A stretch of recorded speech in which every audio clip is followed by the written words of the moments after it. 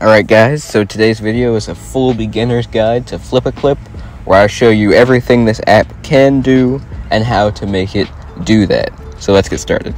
So when you open the app, you're going to want to press this plus button to create a new project. You name it up here. I'm just going to name this one Guide. And there we go, because we're happy about it. And then these buttons here, you can press this to change the color of the canvas, the background that you start off with, just like that. You can use this button to change the background to a photo that you have if you want to do that, which could be cool if you have a specific background that you want to use. This button will allow you to take a photo just directly, and then this one is to use scenes and textures that Flip-a-Clip has built in. They have a pretty decent paper texture, so I'll just use that. I kind of like that. You have your canvas size. I usually keep it 1280 by 720 because that's the standard size for most things like YouTube videos and animated shows, but you can change it if you wish. And then here you have the frames per second. I always just leave it at the default 12 and change it later if I need to. So you're going to press create project, and we're immediately brought into our workspace here. We have our canvas, which we can move freely around with our fingers just by pinching with 2 fingers. You can move that around. This button up here will bring the canvas back to center, fill all the spaces. So let's say I've done something like this, and I just want to quickly bring it back to center. That's what that button does, which is super duper cool. Now let's quickly go down the line and show you guys what this app can do. So you have your brush tool here. You press that, and these 3 buttons here, this one will change the type of brush you're using. So right now we're using the default pen. I could change it to an airbrush like that. This is the undo and redo button here. And then let's change it back to a pen. This button here on the side of the tool can be used as well to adjust the stabilizer, the thickness, the opacity, and the color, which is great. This here is also what you would use to adjust the size of the brush just by pressing and dragging. It's not as exact as I would like, but you can always press the brush tool, go into this little settings menu, and adjust it a little bit more, where you get a little bit more accuracy as far as the number you're going for. And then this right here, you press and drag, and that will adjust your opacity as well.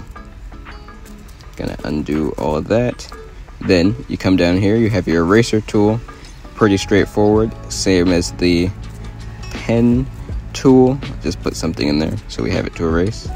Erase like normal. You can change the type of eraser that you're using. If you want to do that, I just leave it as the standard. That's usually enough. This will adjust the size of your eraser, and this will adjust the strength of your eraser, so you can give it more of a faded edge like that, or make it just a hard eraser.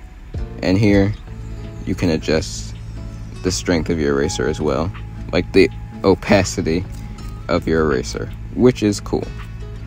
Then you have your lasso tool or selection tool, which is also pretty straightforward. It allows you to draw a selection around something, and then you can then move what you've selected, adjust the size, and these buttons here will change how your selected thing is affected. So here I can switch it to perspective mode, and I can kind of adjust the perspective of this, which is super cool. Like if I wanted to make it like a ground plane or something like that, or stretch it out, I can do that, and I can undo that as well. This button here will flip the selection, and then this one will flip it the other way. And you can also delete whatever you've selected, just like that. Another tip, which I said in my Flip-a-Clip tips video, if you guys haven't seen that one, is you can just double tap this selection tool to select everything that's in frame. Now we move on down here, you have your bucket tool. Also pretty straightforward. If you've used digital art programs before, you just tap it, you fill in the space. Flip a Clip doesn't have the best bucket tool, so there's always some spaces that are not completely filled in, but it's good enough from this distance, which is where people will be watching it from anyway. You can also use this slider to increase the threshold, which is basically the strength of your bucket tool, so how much it will fill, and you can see it gets way closer to that black line with the threshold turned up. Or you can turn the threshold way down, and you can see it leaves way more of these little spots. So if you want your bucket to be worse, I guess you could turn the threshold down, I don't know. And if you turn the threshold to 100, it's just gonna fill everything. It doesn't care where the lines are, it's just gonna fill everything. So that's pretty cool to have. I keep my threshold pretty high because I like as little cleanup work around these edges as possible. And of course, you change the color of your bucket tool right here. Straightforward as well. Another little quirk about Flip a Clip is the color of your bucket tool and your pen tool is independent of each other. So if my pen tool is red, my bucket isn't going to turn red. It's going to stay the color I selected. Sometimes this is cool if you want to ink in black and fill in a different color, and sometimes it's annoying to have to eyedrop to match the color or use this swatch system that Flip a Clip has, which I don't really like, but I suppose that's just because I don't use it too much. But while we're here, let's go over the colors real quick. This button up here is the eyedropper tool. You can use it to select a color and get that exact same color. So if you have a reference image or you just want to keep colors consistent among the drawing you're working on, you can easily select that, which is cool. This button will add the color to a swatch, which is cool, and then you can use this plus button to add more colors. I think there's a limit to how many you can put. I'm not going to test the upper limits of that right now. Then there's also, you can change how your color selection window looks. So you have classic, which is this little square, which is cool. You can adjust it like that. I don't mind that. You have the harmony one, which, to be honest with you, I don't use. It's kind of cool though. You have the value one, another thing I don't use, but someone will find that helpful. And then you have your swatches, where you can set up color palettes. Let's say you have a specific character that you're always going to be coloring. You can set up his colors right here, which makes it easier to reference. I just leave mine on the wheel because I like that. And finally, on this side, you have the text tool, which you press it, you can change the font that you're selecting, you can change the size of that font and the color of that font. So you just press here, let's put something like that, and boom, there you go. You can adjust the size here. You can perspective change it like that. Edit the text with that button. Flip it here, and delete it. So that's pretty cool. All these tools, similar to how they're used. The selection area, selections work the same for the text. So it's just a really cool thing to have. Now let's quickly go over these buttons up here. This is your ruler button. If you want to draw a straight line, this has got you covered. But you're not just limited to a straight line, as there's a circular ruler, which is really great. You can even change it to an oval, which I think is cool. There's so many options with that. You have the square ruler, which also very helpful. And you have this, which isn't a ruler, but how it works is it's a mirror tool. So whatever I draw on this side will be mirrored on this side, and vice versa, which is super cool. Let's say if I'm drawing a face or something, I just want to keep both sides looking accurate, then there you go, just like that. So that's pretty cool.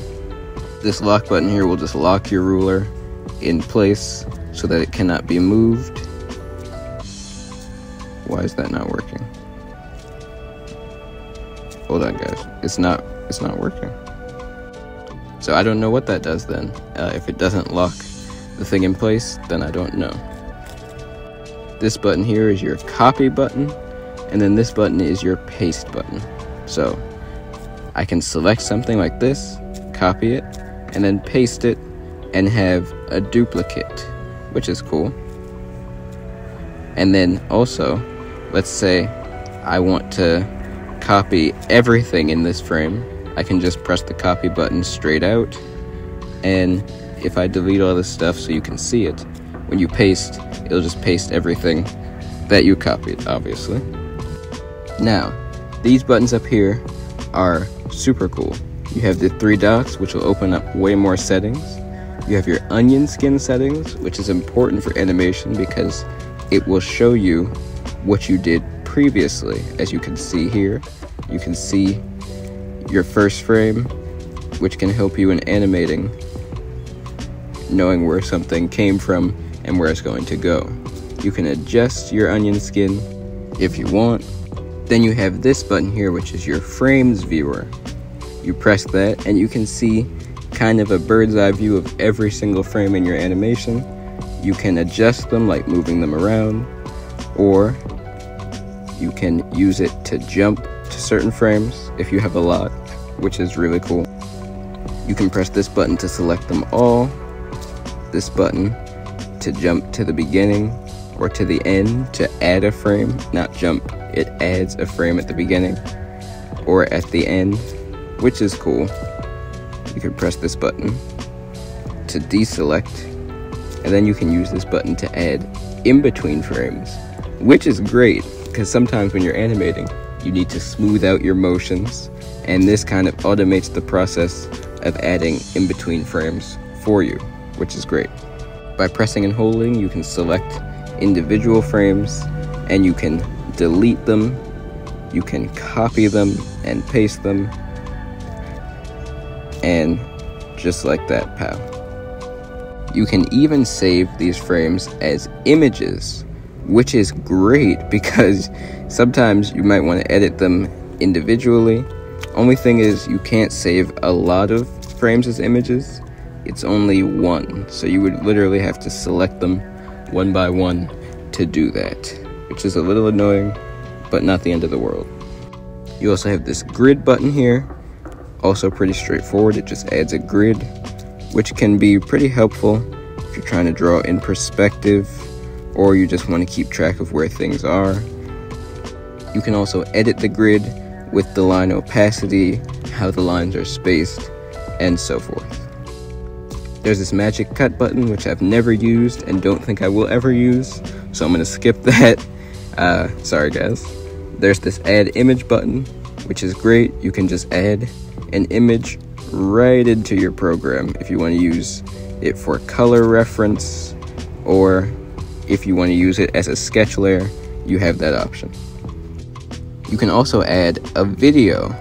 What that will do is take the video, split it up into frames, and add it in as its own layer, which is really cool for rotoscoping, or let's say you have a 3D background that you want to use to trace over or as reference, which is great. So you can see you can animate without affecting that layer, you can turn it off, and it's just a cool thing to have access to, as long as you don't use it irresponsibly, okay?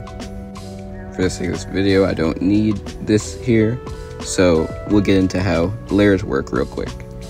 You can press this button here to access your layers, use this 3-line thing here to move the layers, press this button here to hide them, or press and drag to adjust the opacity, which is great. You can press this little button here to access more properties of the layer, such as the opacity, the blending mode, and things like that. To delete a layer, all you have to do is press right here, slide it over. You can lock a layer if you don't want to affect it. You can unlock it by pressing the lock again. You can copy it right here or delete it, which will remove that layer from every single frame. And in the same way, adding a layer will add it to every single frame. So you can't have 2 layers on one frame and 7 layers on another one, which could be good and bad. I feel like sometimes you might want to have more layers on one frame and not affect them all if it's a specifically detailed frame, but at the same time it could be annoying to be affecting every frame individually, which is how IBIS Paint works. So it's a sliding scale. You could choose which one is better for you, but that's how this app works regardless. Of course, this is your timeline here. To add frames to it, you just press this little plus button, but also by pressing and holding the frames on the bottom, you can delete them, you can add a frame in front of them or behind them. You can press and hold again, you can copy a frame and then paste it just by pressing right there. And then finally we have this little music note button, which by pressing it, it opens an audio window, which is great. You can record audio directly by pressing this microphone. Let's do that real quick. Then you have your audio here, you can scrub through it. You can layer audio over each other with these different tracks. You can lock an audio so you can't move it. Adjust the volume, like turn it completely off if you don't want to hear it. FlipaClip has its own audio library if you want to use that, or you can import audio from somewhere else on your device as well. Then when you come back to your regular workspace, you can see the audio here, and it's really great for lip syncing or just anything that you need to animate to line up with audio. And as you can see, it works pretty well.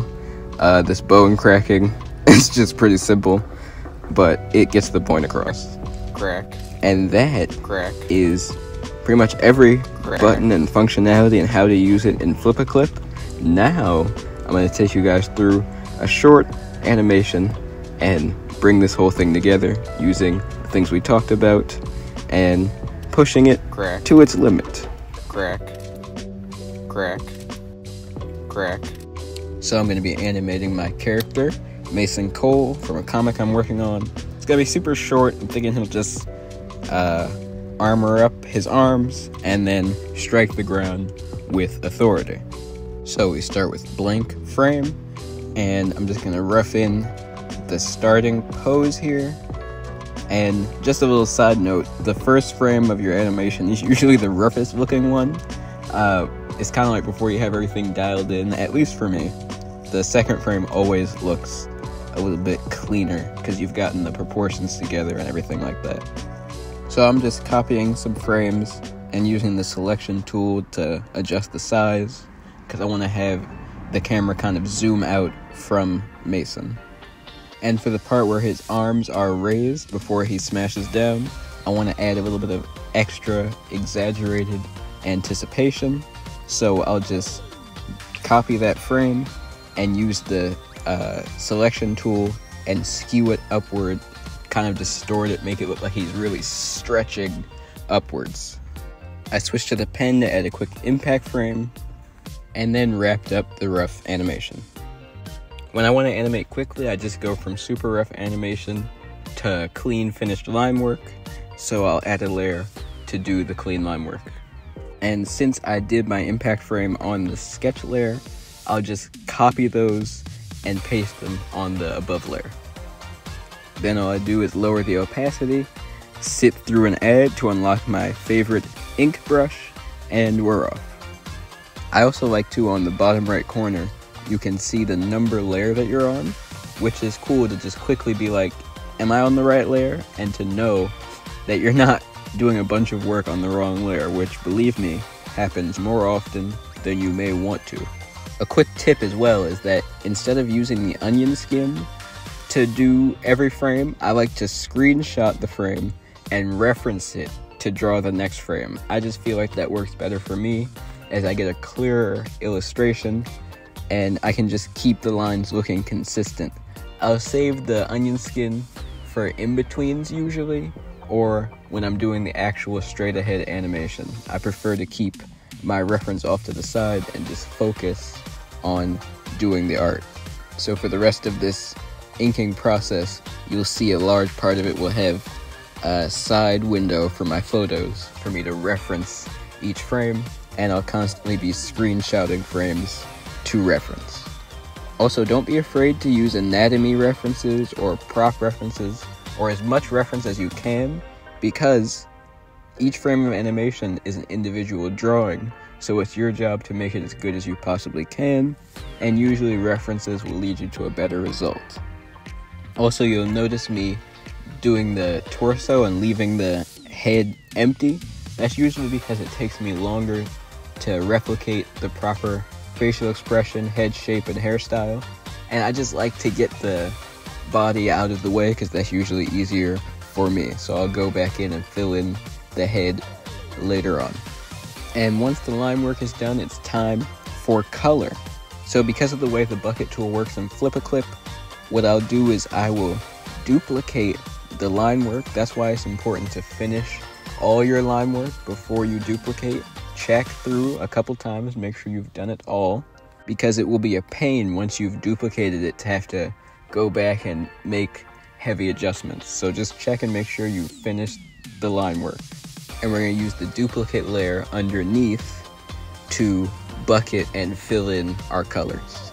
So I'll import my color reference, which I usually do, and I'm actually going to make use of Flip-A-Clip's swatch tool and create a whole new swatch for coloring. I've honestly never done this before, believe it or not. After using the app for so long, I've never done this, but actually it made the coloring process way simpler for me, and I wish I would use it sooner, but you know, live and learn. And then it's just pretty straightforward. If there are any gaps between your lines, you fill them with either black or the color you need. Like for his eyes, I use the skin tone to just fill in that open part, and then I just fill freely.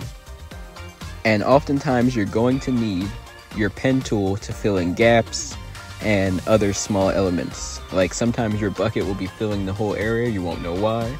What I'll do is I'll actually hide the line work layer above and just really look around, find the gap in the line work. Sometimes it's just 1 pixel, so you have to be very aware and very patient.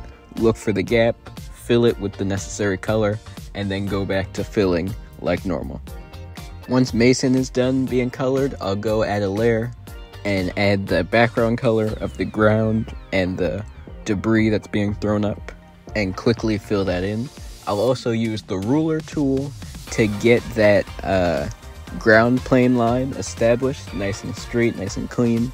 And also earlier in the video, I was wondering why the lock button on the side of the ruler was there. It didn't seem to be doing anything, but actually when your ruler is unlocked, the ruler line will move as you move the canvas.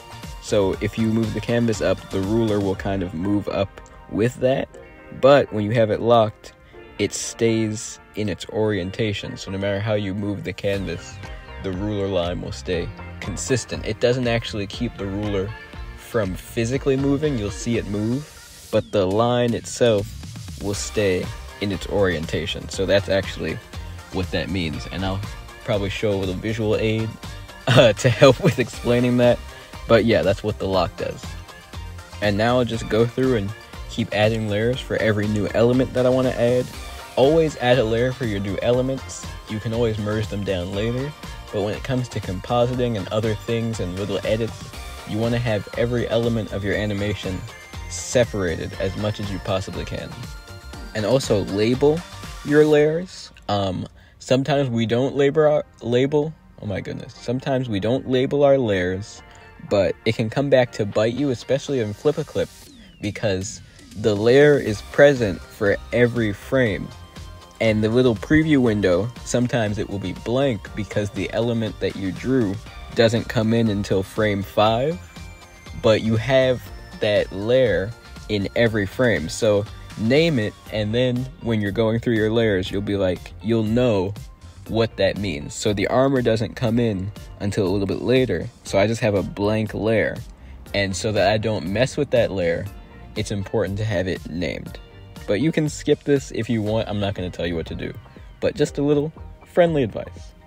Now I'll use a clipping mask for the armor, some of the elements in it.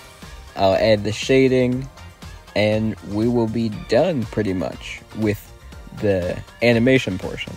Now I'll add my layer effects. So by opening your layers, pressing that little arrow on the right side, you open layer effects and properties. I'll add a glow to the armor highlights, a slight bluish white glow. I can adjust the size and how that looks. And then I'll also apply blending mode to the shadows, setting it to overlay.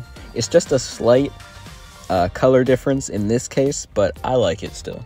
This is a step you save to the end, as even FlipaClip will tell you, adding layer effects, blending modes, and glows will affect how your app performs, and usually this is something you can save until the end.